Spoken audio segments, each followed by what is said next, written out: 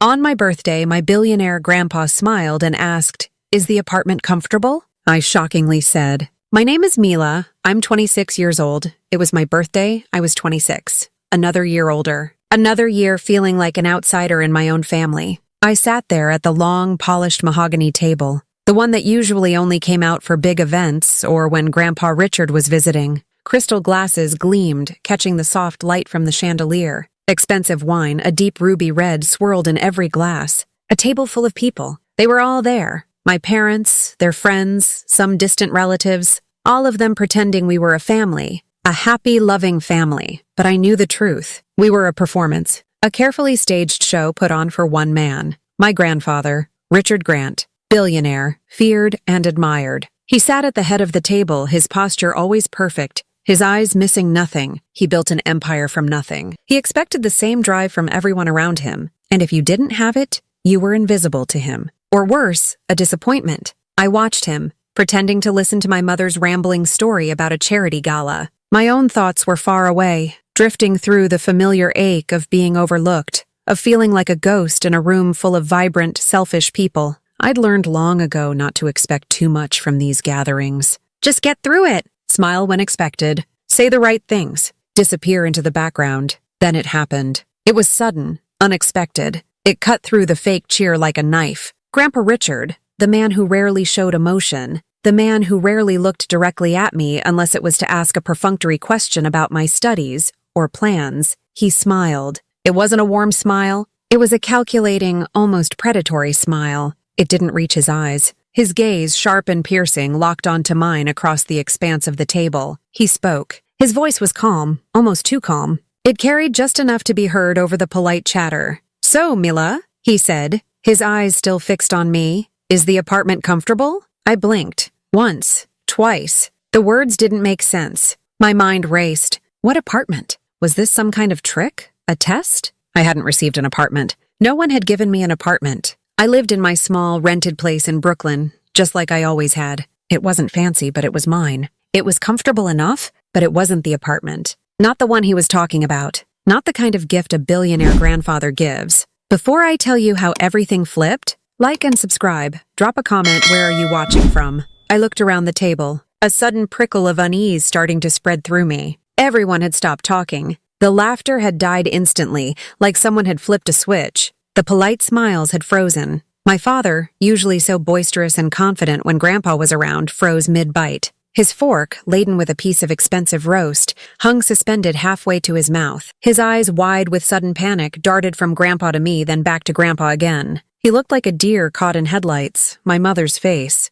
It just drained of color. She went from her usual vibrant, made-up self to a ghostly pale in a matter of seconds. Her hand, which had been resting casually on my father's arm, tightened into a white-knuckled grip. A silent scream seemed to be trapped behind her frozen expression. I still didn't understand. I felt a cold knot forming in my stomach. Something was very wrong. My voice, when I finally found it, came out smaller than I intended. A whisper in the sudden, suffocating silence. "What apartment?" I asked again, my confusion genuine, my eyes still on Grandpa, trying to read him. Grandpa leaned back in his chair. He didn't break eye contact with me. His smile, that thin, calculating smile, didn't falter. But his eyes. Oh, his eyes. They weren't just sharp anymore. They turned razor sharp. They were like a predator assessing its prey. Cold, hard, utterly without mercy. He paused for a long, agonizing moment. The silence in the room was so thick, you could almost hear everyone's hearts pounding. Everyone held their breath. I could feel the tension radiating off my parents.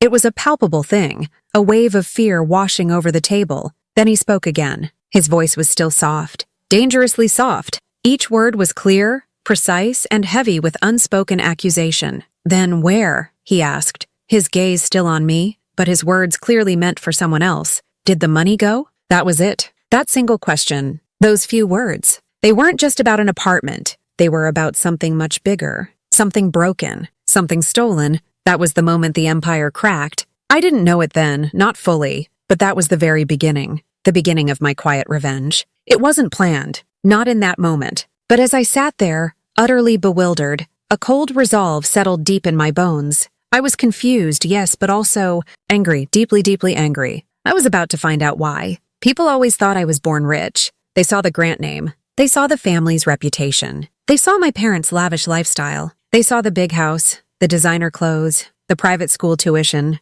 So they just assumed I was part of it, that I lived in that world, breathed that air, had that kind of money myself. But the truth is, I was born beneath rich people. My parents, Robert and Eleanor Grant, lived off my grandfather's fortune like tenants who never paid rent. They were squatters in a gilded cage. They had no real wealth of their own. No actual income beyond what Grandpa Richard allowed them. Every luxury, every extravagance, every single thing they had came directly from him. It was always a performance. My mother, with her perfectly coiffed hair and her charity board positions, was always orchestrating events, hosting parties, making sure the right people saw her. My father, with his loud laugh and his confident demeanor, was always talking about deals and investments that never quite materialized. They were professional socialites. Their full-time job was to spend Grandpa's money and maintain the illusion that they were just as successful as he was. Private jets, Hamptons weekends, gala donations,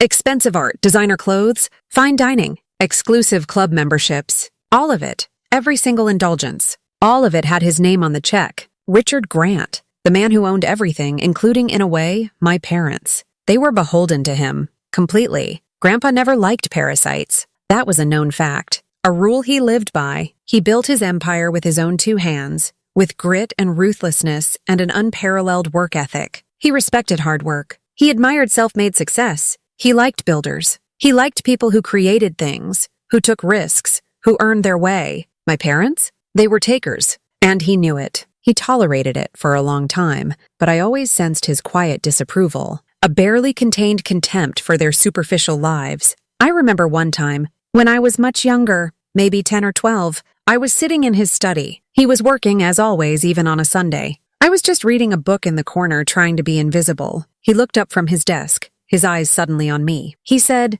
"Mila, if you can stay silent long enough, the guilty will expose themselves." He didn't elaborate. He just said it, then went back to his papers. At the time, I thought he meant business competitors. That's what he usually talked about. The cutthroat world of corporate takeovers and market strategies. I thought he was giving me a piece of advice about how to win in the business world, about waiting for your opponent to make a mistake. Now I know he meant family. He meant my parents. He meant the people who sat at that table pretending to be respectable, pretending to be loving, while secretly, beneath the surface, they were always just waiting for their next chance to take, to steal, to lie, to betray. And I was about to find out just how deeply that betrayal ran. I was about to learn that their performance was not just for the public, but for him, and ultimately for their own greed. They were good actors, though. Years of practice. They had fooled almost everyone, but not Grandpa, and eventually not me. I watched them, I listened to them, and I learned. I learned to see the cracks in their perfect facade,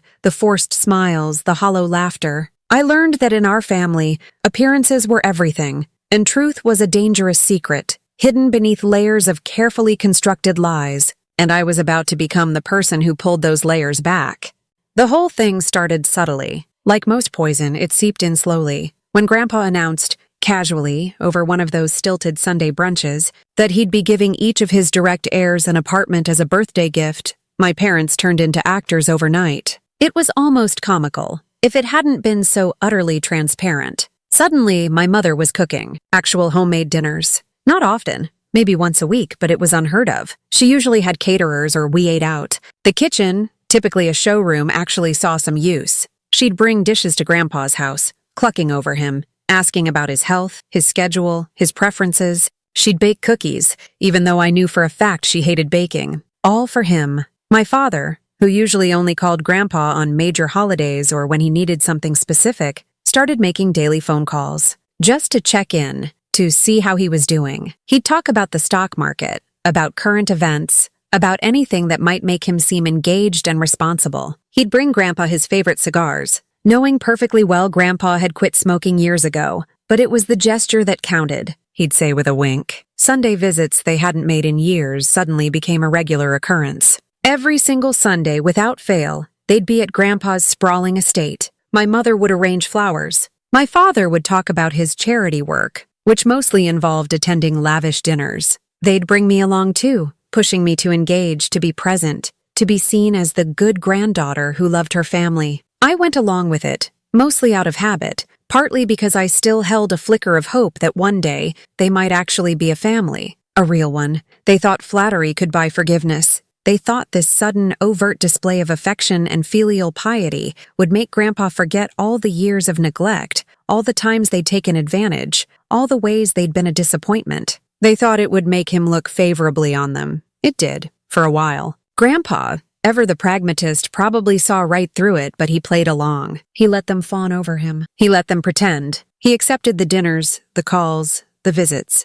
He listened to their stories. He even smiled sometimes. That same unsettling, calculating smile I'd seen tonight. Then the money for my apartment vanished. I didn't know it then, of course. Not until much later. But the moment Grandpa made that announcement, a clock started ticking. The money, a generous sum intended to buy a nice apartment in a good part of the city for each of his grandchildren, was allocated. And my parents, seeing an opportunity, moved in. I found out weeks later. It was purely by accident. I was at my parents' house, stopping by to pick up some mail. My father had left his laptop open on the kitchen counter, which was unlike him. He was usually very private about his computer. I glanced at it, about to close it for him, when I saw the subject line of an email. It was half opened. Wire confirmation. $1.2 million Grant Family Trust. My breath hitched. $1.2 million. Grant Family Trust. That was Grandpa's trust. And that amount? It sounded exactly like the kind of money that would be allocated for a significant purchase,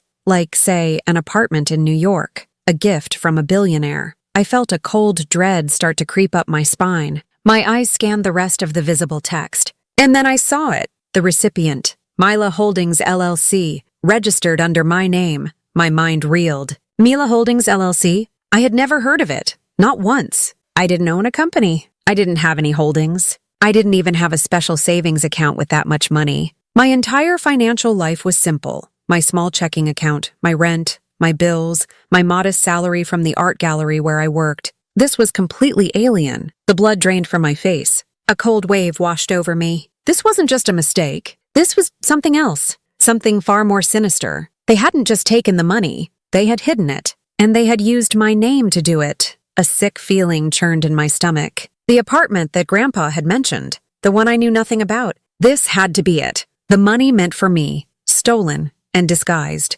Registered under my name. The sheer audacity of it. The betrayal. It hit me like a physical blow. They hadn't just stolen money from Grandpa. They had stolen from me. They had taken my inheritance, my future, and then they had the nerve to put my name on the crime scene. Every single document linked to me. That's what made my stomach clench into a hard, cold knot. It wasn't just the email. Once I started looking, once I dug deeper, driven by a growing sense of panic and outrage, I found more. So much more. There was a signature, my signature, scanned and placed on official-looking papers, but it wasn't mine. It was a forgery, a very good one I had to admit, but it wasn't my hand. I knew my own handwriting, the subtle loops and angles. This was close, but it was just off. A copy, not an original. Then there was a bank account, an entirely new account, opened using my social security number, my personal details, my date of birth. Everything was perfectly aligned with me, Mila Grant, the innocent granddaughter. Except I had never stepped foot in that bank. I had never signed those forms.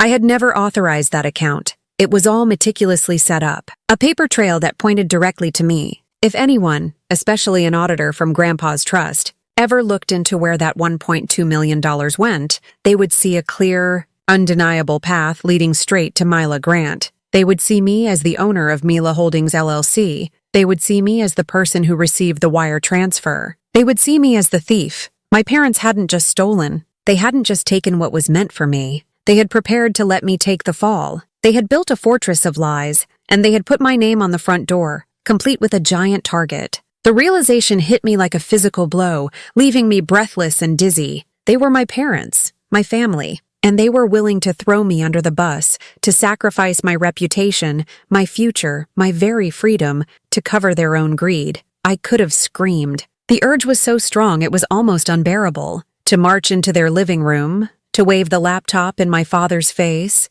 to confront them with the evidence, to demand answers, to watch their faces crack, to make them confess. I wanted to yell, to cry, to unleash all the years of feeling second best, of being overlooked, of being used. I could have begged Grandpa to believe me, to tell him the truth, to show him the forged documents, to plead my case, to expose my parents' treachery immediately. My heart pounded with the need for justice, for vindication, but a small, cold voice, strangely calm, whispered in the back of my mind. It was Grandpa's voice. If you can stay silent long enough, the guilty will expose themselves. And another one of his maxims, something he often repeated to me when he thought I was listening, or when he was just musing aloud: never waste your power on noise. Noise, yelling, screaming, confrontation. It would be satisfying, perhaps, for a moment. But then what? They would deny it. They would spin a counter-narrative. They would try to discredit me. They would sow doubt in Grandpa's mind. It would become a messy public family feud, and I would be dragged through the mud, just as they intended. My rage, my pain, my sense of betrayal, if I let it explode, it would only serve to muddy the waters and give them a chance to escape. No, this wasn't about noise. This was about something much bigger, something colder, something strategic. I decided to let them dig their own grave. I wouldn't need to push them. They were already doing it. I would simply draw the map. I would gather every shovel, every piece of dirt, every measurement of their deceit. And when the time was right, I would hand the map to the only person who mattered, Grandpa, and he would see exactly where they had buried themselves. The realization settled over me, chilling and empowering at the same time. The victimhood I felt, the deep hurt and emotional neglect, it was now mixed with a quiet, burning resolve. They thought I was weak. They thought I was naive. They thought I was an easy mark. They thought I would be silent out of fear. They were wrong. My silence would be my greatest weapon. My stillness, my greatest strength. They had underestimated me, and they were about to pay the price. Not with a scream, but with a precise, calculated strike. The first thing I did was wipe the browsing history on Dad's laptop. I closed the email. I put everything back exactly as I found it. No trace. No sign that I had been there, that I had seen anything, that I now held their dark secret. It was hard. My hands trembled. My heart hammered in my chest. But I did it. I forced myself to be calm. Then, I started to move, quietly, deliberately. My first step was to meet Grandpa's lawyer. His name was Mr. Albright. He was an old, distinguished man with silver hair and kind eyes, who had worked for the Grant family for decades. He handled all of Grandpa's complex legal matters, trusts, wills, corporate dealings. I called his office, pretending a casual interest. "Mr. Albright," I said, my voice carefully modulated to sound inquisitive, not accusatory. "I've been thinking a lot about the family's future, and I realized I don't really understand how inheritance law works, or how trusts are structured. Would you mind sometime giving me a brief overview, just so I can be more informed?" He sounded pleased. "Mila, my dear, of course. It's wonderful you're taking an interest. Most young people just wait for the money to fall into their lap. Come by next week. We'll have coffee, and I'll walk you through the basics." Over several meetings, under the pretense of wanting to understand inheritance law, Mr. Albright taught me more than just the basics. He taught me how trusts worked, the intricate layers of protection, the roles of executors and beneficiaries. He explained how assets were managed, how distributions were made. Crucially, he explained how fraud trails leave digital footprints that never fade. He talked about audit logs, IP addresses, transaction records, metadata. He described how every single digital action leaves a trace, an indelible mark that can be followed, traced, and exposed. I listened to every word. I took copious notes. I asked intelligent questions. I absorbed it all like a sponge. I learned the language of finance and law, the very language my parents had tried to use to obscure their crime. Every piece of information was another tool in my arsenal. At night, when my parents were asleep, when the house was quiet, I went back to Dad's laptop. I didn't just look at the email. I copied everything. Every file. Every suspicious email I could find. Every forged document. I used a secure external drive, making sure to leave no digital trace of my own presence. It was nerve-wracking work, feeling like a spy in my own home, but the rage and the cold resolve kept me going. I needed proof. Irrefutable, undeniable proof. I also met with Grandpa's internal auditor. His name was Mr. Chen, a quiet, gray-haired man with sharp eyes that seemed to see everything. He'd known Grandpa since before my parents were born. He was the silent backbone of the Grant Empire, the one who kept the books clean and honest, or at least kept Grandpa informed of any discrepancies. I approached him with the same pretense of wanting to learn. I told him I was thinking of taking some finance classes, trying to understand how a large company was audited, how one ensured financial integrity. He was a patient teacher, together, subtly at first. Then more directly once I started dropping carefully phrased questions. We traced every missing dollar. Mr. Chen, with his access to the trust's records, and me with my stolen files from Dad's laptop, pieced it together. We followed the wire transfer. We found the ghost company, Mila Holdings LLC. We tracked the funds as they moved, not into an apartment, but into accounts that eventually led back to my parents' shell corporations, disguised as various investments or business expenses. It was a complex web, but for Mr. Chen it was familiar territory. He was a master at untangling deceit. He explained the layers of obfuscation, the fake invoices, the fabricated expenses designed to make the money disappear into their pockets. He showed me how they used my social security number to create the illusion of legitimate ownership,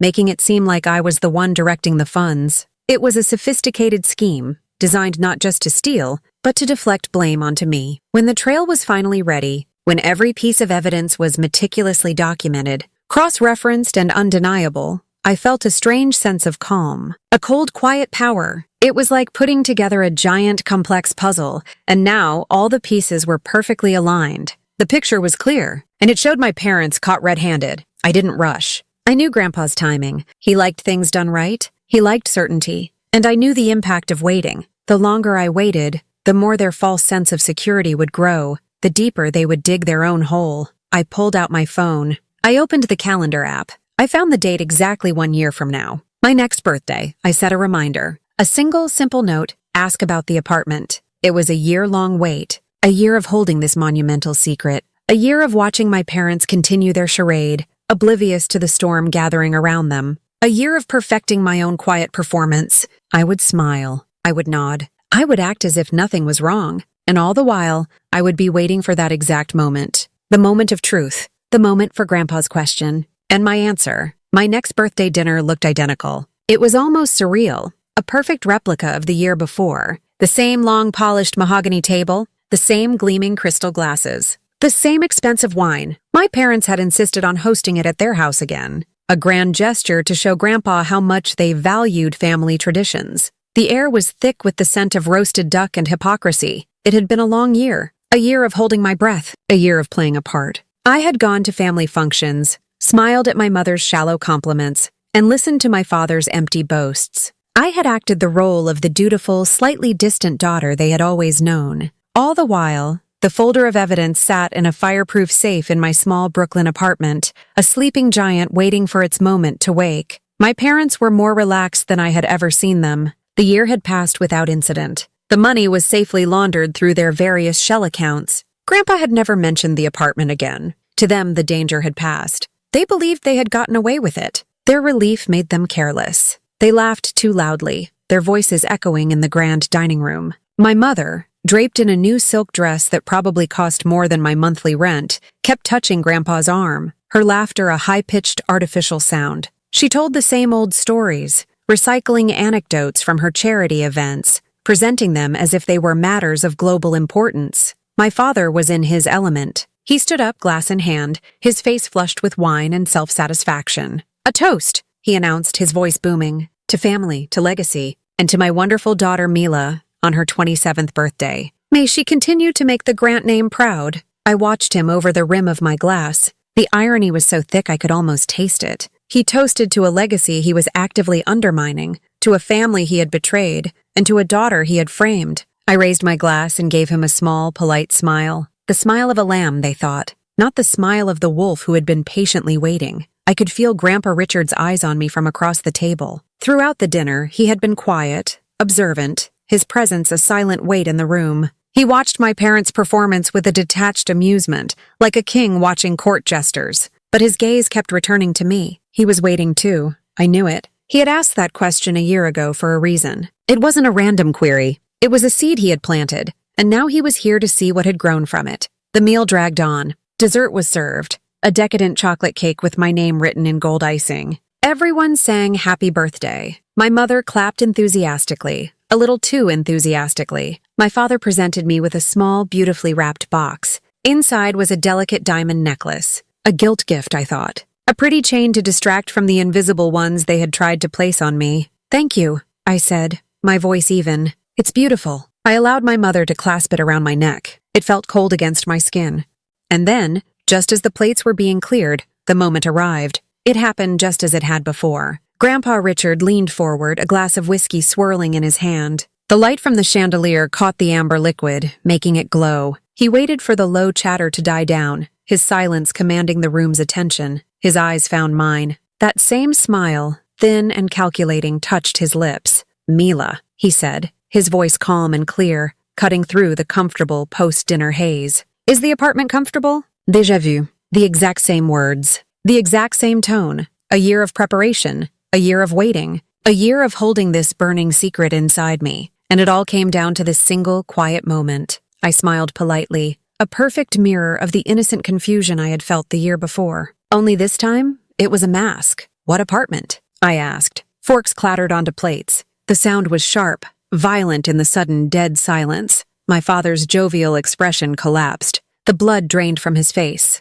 leaving him looking pale and old. My mother's hand, which had been resting on the table, flew to her throat in a gesture of pure instinctual panic. "Oh, Richard, don't be silly," she said quickly, her voice a little too high, a little too bright. She forced a laugh that sounded like breaking glass. "We talked about this. We decided to invest the money for her, a trust fund, something more stable, for her future. We were going to tell her tonight, weren't we, Robert?" She shot a desperate, pleading look at my father. He nodded dumbly, his mouth opening and closing like a fish. Yes, a trust, a surprise, for her future. They were floundering, improvising a new lie on the spot. It was pathetic. It was exactly what I had expected. Grandpa's smile didn't move. He didn't even glance at them. His eyes, cold and hard as chips of ice, remained locked on mine. He was giving me the floor. He was letting me control the narrative. He repeated the question that had started it all. The question that would now end everything for them. "Then where?" he asked softly.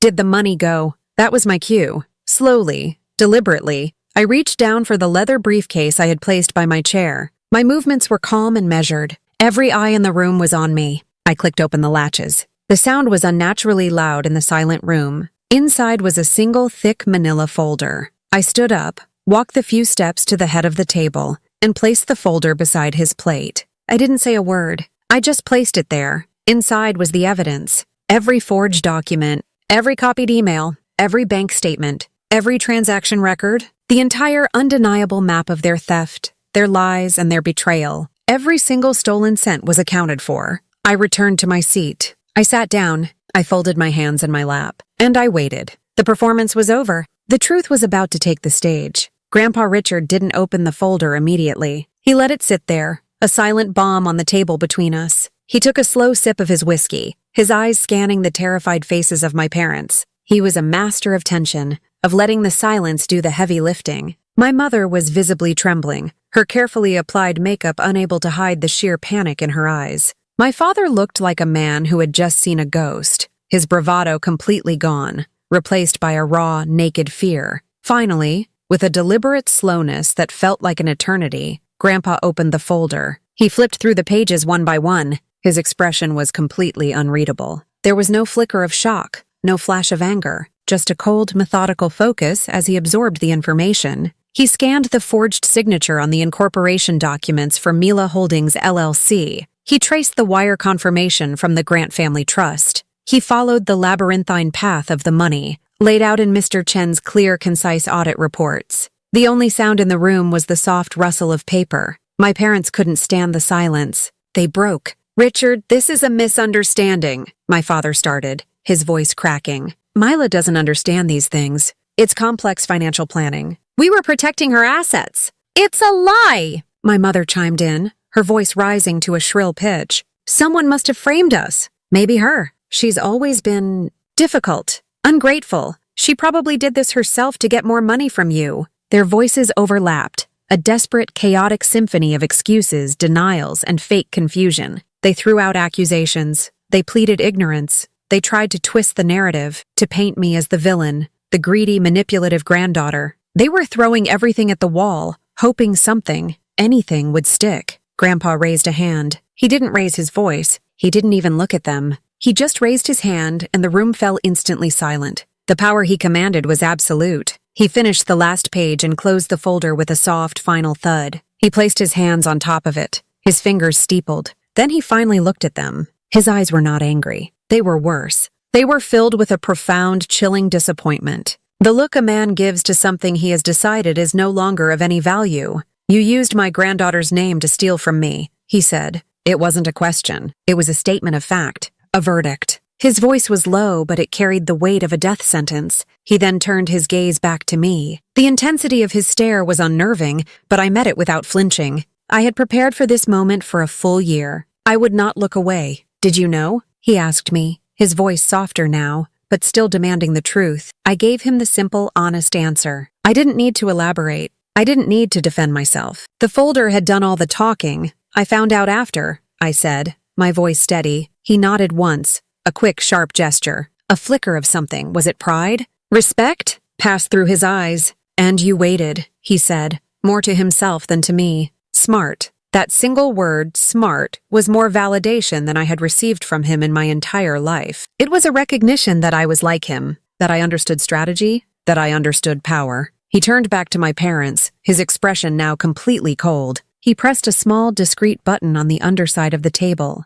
A moment later, 2 large men in dark suits entered the dining room. His personal security. They stood by the door, silent and imposing. My parents stared at them, their faces a mask of horror and disbelief. Remove them from my house, Grandpa said, his voice devoid of all emotion. Effective immediately, their accounts are frozen. Their credit cards are canceled. Their access to all Grant properties is revoked. He paused, letting the weight of his words sink in. They will leave with nothing but the clothes on their backs. My mother let out a strangled sob. It wasn't a cry of remorse. It was a cry of loss. The loss of money, of status, of a life she hadn't earned and now couldn't keep. She started to beg, her words tumbling out in a pathetic stream. Richard, please, don't do this! He's your son. I'm your family. Think of what people will say. My father lunged forward, his hands grasping the edge of the table. Dad, please. It was a mistake. A stupid mistake. We can pay it back. Don't do this to us.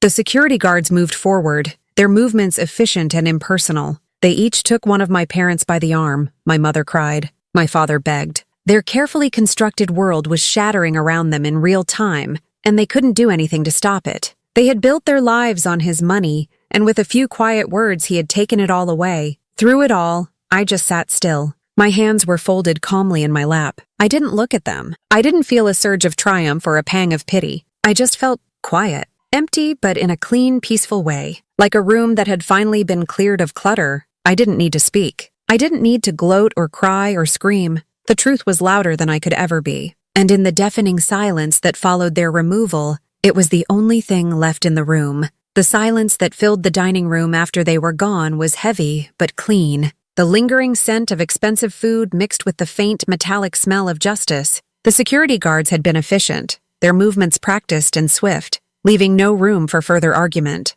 The sound of my mother's wailing had faded down the long hallway and then disappeared entirely as the front door closed with a solid, final click. Grandpa Richard sat at the head of the table, his posture unchanged. He stared at the closed dining room doors for a long moment, his expression unreadable. I waited, my hands still folded in my lap, my heart beating a slow, steady rhythm. The storm had passed, and I was in the eye of it, strangely calm. Finally, he turned his attention back to me. He picked up the folder of evidence, holding it in his hand as if weighing it. They underestimated you, he said. It wasn't a compliment. It was an observation. They saw a quiet girl, not a patient woman. He stood up. Come with me, Mila. I followed him out of the dining room, down the marble-floored hallway, and into his study. It was a room I had always been slightly intimidated by. It was a space of immense power, lined with floor-to-ceiling bookshelves filled with leather-bound volumes on law, history, and finance. A large, imposing desk dominated the center of the room, the same desk where he had built his empire. One phone call, one signature at a time. The air smelled of old paper, leather, and his faint, familiar scent of cedar and whiskey. He walked over to a massive safe hidden behind a painting of a stormy sea. He spun the dial with a practiced hand,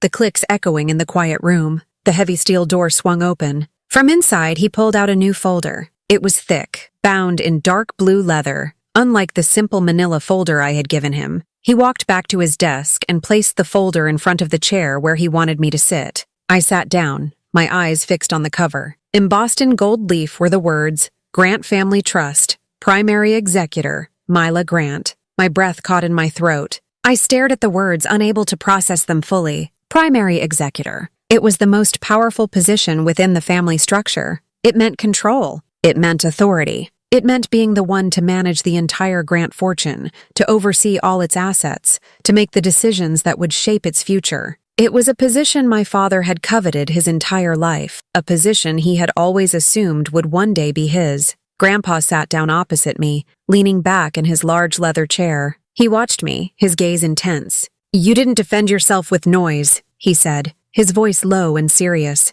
"You didn't come to me with tears or accusations. You came to me with facts. You let them destroy themselves. That is how you protect a legacy. Not with emotion, but with intelligence." He opened the folder to the last page, where a series of signature lines awaited. He picked up a heavy, gold-nibbed fountain pen from his desk, unscrewed the cap, and signed his name with a firm, decisive stroke. Then, he pushed the folder and the pen across the desk to me. "Their names have been removed," he said simply. "Yours alone remains." I looked from his steely eyes to the signature line waiting for me. This was so much more than inheritance. This wasn't just about money or power. It was about recognition. It was about respect. For 27 years, I had felt invisible to this man, like a minor character in the grand story of his life. But in this moment, I realized he had been watching me all along. He had been waiting to see if I was like them, a parasite, or if I was like him, a builder. My year of quiet preparation had been the test, and I had passed. My hand was steady as I picked up the pen. The metal was cool against my fingers. I signed my name, Mila Grant, on the line. The ink was a dark, permanent black. It was done. Grandpa nodded, a rare, genuine smile touching his lips. It was small, but it reached his eyes, and it transformed his entire face. He stood up and walked over to a small bar in the corner of the study. He took out 2 crystal glasses and a bottle of wine, a vintage I recognized as one of his most prized possessions, reserved for the most important occasions. He poured 2 glasses and walked back, handing one to me. He raised his glass, the deep red wine catching the light. "Happy birthday, Mila," he said softly. I looked at him, at the man who had always seemed like a distant, formidable mountain, and for the first time, I felt like I was standing on the summit with him, seeing the world from his perspective. For the first time in my life, I believed he meant it. It wasn't just a polite phrase. It was a welcome. It was an anointing. I raised my glass to meet his. "Thank you, Grandpa," I said, and for the first time, the word family didn't feel like a lie. From my new apartment, the city of Manhattan spread out below me like a blanket of glittering diamonds.